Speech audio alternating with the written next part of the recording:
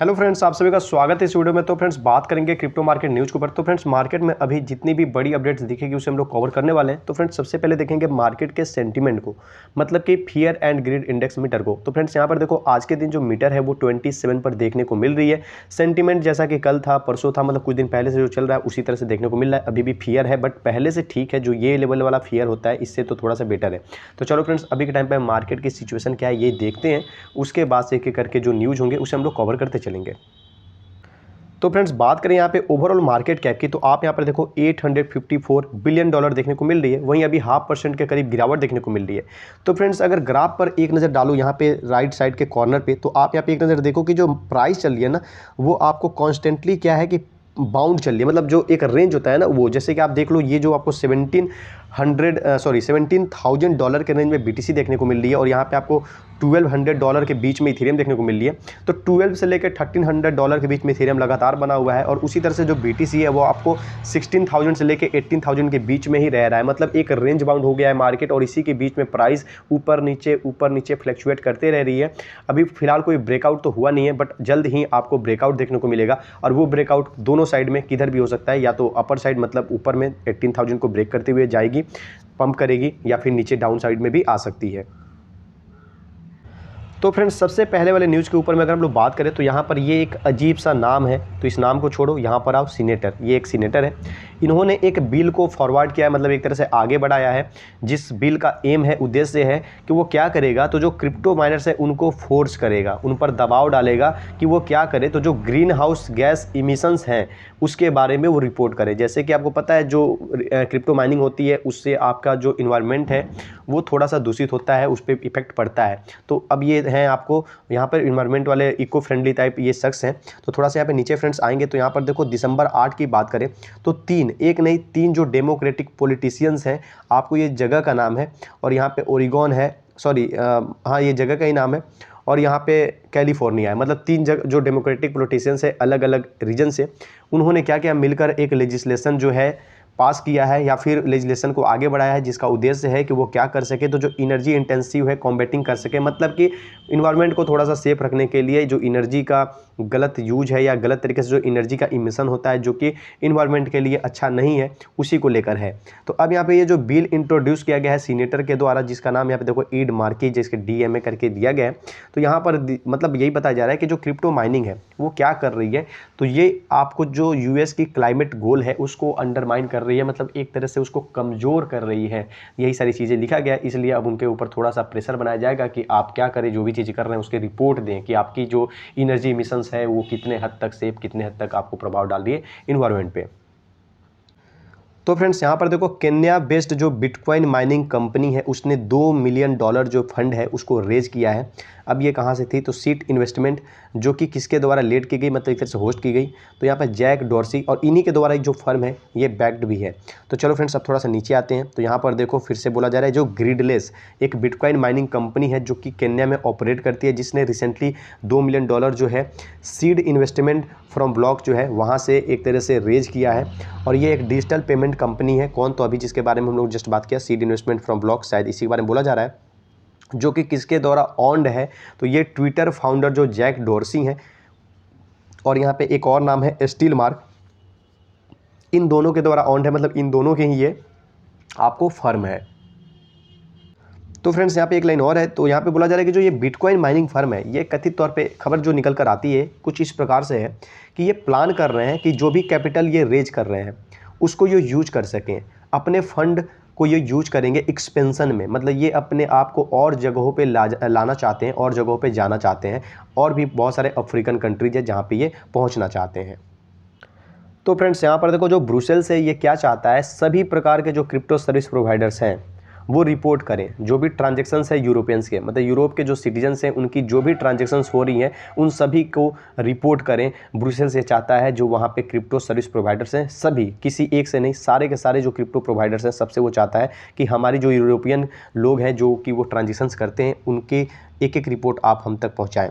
अब यहाँ पर देखो European commission has set out to oblige platform processing crypto transactions for EU residents to share information with tax authorities in the union. अब यहाँ पे यही चीज़ें बोली जा रही है कि जो यूरोपियन कमीशन है इसने इस तरह से प्लान जो है सेट किया है कि जितने भी प्लेटफॉर्म है जो कि वहाँ पे क्रिप्टो ट्रांजेक्शंस को प्रोसेस करते हैं, मतलब उस प्लेटफॉर्म पे क्रिप्टो ट्रांजेक्शंस को अंजाम दिया जाता है, और वहाँ पर ईयू जो रेसिडेंट्स हैं उनके बारे में वो क्या करें, तो जो भी इन्फॉर्मेशन है वो शेयर करें ताकि जो टैक्स अथॉरिटीज़ हैं उस कंट्री की, उनको इससे हेल्प मिल सके। मतलब चीज़ों पे नज़र रखा जा सके कि भाई कितने लोग कहाँ कहाँ ट्रांजेक्शंस कर रहे हैं, कितने कितने फंड के ट्रांजेक्शंस कर रहे हैं।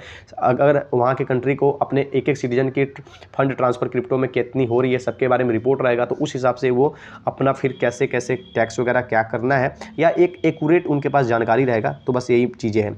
अब यहाँ पे देखो इस प्रपोजल के हिसाब से जितने भी क्रिप्टो सर्विस प्रोवाइडर्स हैं अब वो क्या करेंगे, तो उनको ये चीज़ें करनी पड़ेगी जिस तरह से वहाँ पे रूल ये बनाया गया है।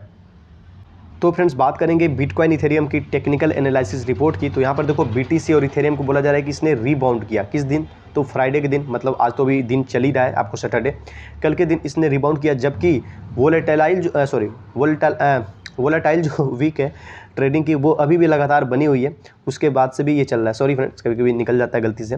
तो अब थोड़ा सा हम लोग फ्रेंड्स नीचे आएंगे और एक बार ग्राफ पे नज़र डालेंगे। तो यहाँ पर देखो जिस तरह से आप यहाँ पे देख सकते हो रिबाउंड क्यों बोला जा रहा है, कैंडल आप देखो कैसे कैसे बना हुआ है और यहाँ पे एक बड़ा सा ग्रीन कैंडल देखने को बना हुआ है, और अचानक से जो ये मार्केट जो था आपको नीचे रेजिस्टेंस पे पहुँच रहा था वो फिर से ऊपर के पोजीशन पे अपने आप को पहुँचाने में एक तरह से सफल रहा। तो इसीलिए बोला जा रहा है कि जिस तरह से जो मार्केट है लगातार वोलेटाइल अगेन से, चलो इस वर्ड को आज छोड़ते हैं फ्रेंड्स, बार बार गड़बड़ हो रहा है, कभी कभी हो जाता है कोई एक ही वर्ड में आदमी बार बार अटकता है। तो फ्रेंड्स यहाँ पर देखो जिस तरह से बीटीसी ने परफॉर्म किया है उसी तरह से सिमिलर वे में आपको इथेरियम ने भी यहाँ पे परफॉर्म किया हुआ है। तो फ्रेंड्स यहाँ पर देखो बोला जा रहा है ओवर द लास्ट ईयर, अगर एक साल के दौरान की बात करें तो बिटकॉइन की जो मार्केट कैप है आपको तो पता है कि इस तरह से कहाँ आई है। तो अब ये स्लाइड जो हुई है ये वर्ल्ड की 8th मोस्ट वैल्यूएबल एसेट थी। एसेट के मामले में अगर बात करें तो दुनिया की 8वें स्थान पे सबसे ज़्यादा वैल्यू करने वाली ये एसेट बनी थी एक समय में। लेकिन जिस तरह से बिटकॉइन की जो मार्केट कैप है पिछले एक साल के दौरान जो कम पर कम होती आ गई, उस कारण से इनकी जो पोजीशन है वो 8 से निकल कर 26 पे पहुंच चुकी है। क्योंकि इनकी जो बीटीसी है उसकी मार्केट कैप अभी आपको पता है कितना कम हो चुका है। बीटीसी क्या पूरा क्रिप्टो इकोनॉमी का ही मार्केट कैप कम है। तो फ्रेंड्स फटाफट से हम नीचे आते हैं। तो यहाँ पर अब देखो जैसे बोला जा रहा है कि नवंबर 9 की अगर बात करें तो उस टाइम से बिटकॉइन जो है लगभग 75% लोअर चल रहा है अपने वैल्यू में। तो बस यही रीज़न है जो कि इसको 8 नंबर से लेकर 26 स्थान पर ला दिया है। अब इसमें और कुछ ज़्यादा पढ़ने वाली चीज़ नहीं है, बट एक नज़र फिर भी थोड़ा सा नीचे देखेंगे। तो फ्रेंड्स अब यहाँ पे देखो, अब यहाँ पे दिखाया जा रहा है ये चार्ट, जहाँ पे आपको दिखाया गया है कि 7वें नंबर पर सिल्वर है, 8 नंबर पर बिटकॉइन है। तो ये अभी की चार्ट नहीं है, ये एक समय में जब इनकी उस तरह की परफॉर्मेंस थी। अब यहाँ पे प्राइस भी आप एक नज़र डालो, ये जब पीक पे था, जब बीटीसी अपने पीक पे था उस टाइम की यह प्राइस है। उस टाइम 68,000 के अप्रॉक्स में बीटीसी की प्राइस चल रही थी डॉलर में। तो उस टाइम ये 8 नंबर पोजीशन पे बनाए हुए थे खुद को, और 9 पे टेस्ला देखने को मिले। लेकिन अभी के टाइम पर आपको पता है पोजीशंस क्या हो चुकी हैं। तो अभी आप यहाँ पर देखो अभी इनकी प्राइस क्या चल रही है, उस हिसाब से ये अपने आप को कहाँ लेकर आ चुका है, तो 26 स्थान पर लेकर आ चुका है। तो चलो फ्रेंड्स जैसा कि हम लोग नीचे आए तो उससे आने पे फ़ायदा हो गया, कुछ ना कुछ हम लोग को चीज़ों को देखने को मिला। इथेरियम के बारे में बात करें तो इनकी जो वर्ल्ड की सबसे ज़्यादा वैल्यूएबल एसेट की बात करें तो इनकी जो है पोजीशन वो 72 पर बनी हुई है। तो फ्रेंड्स जैसा कि आपने अभी ग्राफ देखा था बीटीसी का और इथेरियम का, जैसा कि बीटीसी इथेरियम ने फ्राइडे के दिन क्या किया था, रीबाउंड किया, अपने आप को नीचे लाते लाते थोड़ा सा पोजीशन को अपना फिर से इंक्रीज़ किया और अपने आप को मजबूती के साथ टिकाए रहा मार्केट में। तो उसी के बाद से मैटिक और जो QNT है इन्होंने भी क्या किया, तो इनको थोड़ा सा फॉलो करते हुए मार्केट में अपनी पोजीशन को थोड़ा हाई किया, मतलब इनकी जो प्राइस है वो थोड़ी सी बड़ी। तो फटाफट से आते हैं नीचे और मैटिक को एक ग्राफ पे एक नज़र डालते हैं। तो फ्रेंड्स देख सकते हो यहाँ पे ये जो ग्राफ आपको देखने को मिल रहा है जो छोटा सा बड्डी के साथ में है, ये ग्राफ आपको नीचे आते हुए होगा उस दिन, लेकिन फिर से मार्केट थोड़ा सा ऊपर की तरफ पुश किया अपने आप को, और यहाँ से मार्केट आपको लेकर आके आपको अपर पोजीशन में लाकर स्टेबल किया। इसी तरह से थोड़ा सा QNT की तरफ अगर आएँ तो सेम सिमिलर वे में जिस तरह से यहाँ पर आपको इसका ग्राफ देखने को मिल रहा है, इसी तरह से आप इसका भी ग्राफ देख सकते हो कि किस तरह से इनकी पोजीशन कहाँ से कहाँ नीचे आ रही थी। लेकिन फ्राइडे के दिन BTC की परफॉर्म जिस तरह से रही है उस हिसाब से इसने भी अपने आप को थोड़ा सा ऊपर लाने की कोशिश की। तो फ्रेंड्स यहाँ पर देखो कॉइनबेस जो है यहाँ पर क्या बोलता है यूजर्स को कि आप क्या करें, स्विच करें अपनी जो भी USDT आपके पास है उसको आप USDC में स्विच करें, मतलब उसको कन्वर्ट करें। अब USDT USDC ये दोनों ही स्टेबल कॉइन है जो कि डॉलर के पेयरिंग में चलती है, मतलब $1 के हिसाब से इनकी प्राइस भी रहती है, थोड़ी सी ऊपर नीचे 0.0 समथिंग % के डिफरेंस में पड़ी रहती है। अब यहाँ पे देखो जो क्रिप्टो फर्म है वो कहता है कि जो रिसेंट इवेंट्स हैं, जो हाल फिलहाल के कुछ घटना घटित हुए हैं मार्केट में, उसने स्टेबल कॉइन्स को टेस्ट पर ला दिया है। मतलब उसने स्टेबल कॉइन्स जो हैं उसके ऊपर भी एक तरह से उंगली खड़ा किया या उसके ऊपर भी एक तरह से संदेह, थोड़ा सा डाउटफुल बना दिया।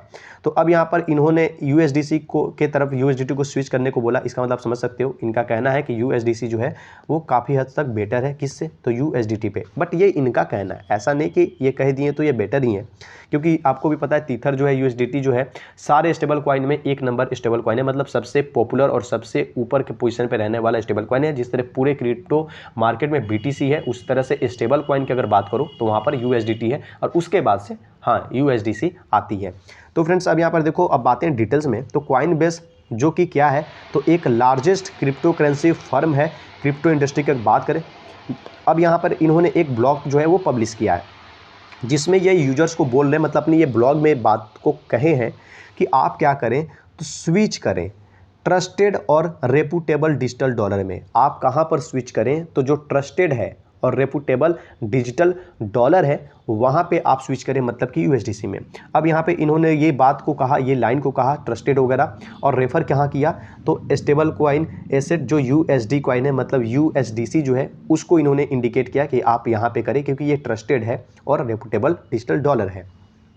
साथ ही साथ इन्होंने इसी पोस्ट में कुछ चीज़ों को मेंशन किया। अब यहाँ पे इन्होंने बोला कि आप जो स्टेबल कॉइन एसेट जो है तीथर, इसको जब USD कॉइन में, मतलब USDT से जब आप USD कॉइन USDC में जब आप कन्वर्ट करोगे, स्विच करोगे, तो जो फर्म है, मतलब कि जो कॉइनबेस है, आपसे 0 फी लेगी, आपसे 1 रुपया भी नहीं लेगी आप जब स्वैप करोगे जो कॉइनबेस फर्म है। बस यही यहाँ पे चीज़ें कही गई है कि आप इन दोनों टोकन को स्वैप करो क्योंकि ये बेटर है, ये अच्छा है, ये रेपुटेबल है, ये ट्रस्टेड है और इसके लिए हम आपसे 0 फी लेंगे। तो फ्रेंड्स अभी के लिए इतना रहने देते हैं। वीडियो पसंद है तो फटाफट से लाइक करो, चैनल पर नए हो तो सब्सक्राइब करो। मिलते हैं अपने नेक्स्ट वीडियो में।